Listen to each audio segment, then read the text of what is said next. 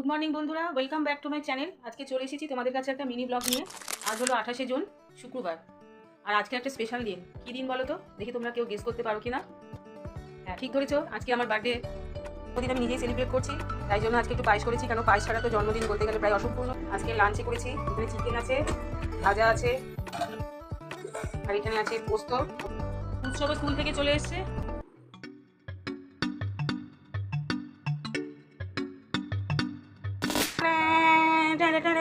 আজকে বিকেলে এখন সন্ধ্যের স্ন্যাক্স ফিশ ফিঙ্গার, সঙ্গে আছে চা।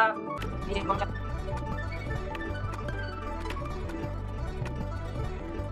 সারপ্রাইজ আছে যে দাদা এখানে নিয়ে এসছে মোগলাই পরোটা। চলো তাহলে ডিনারটা সেরে ফেলি।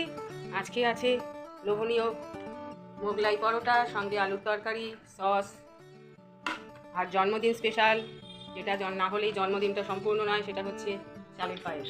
আমার হাতে তৈরি চালের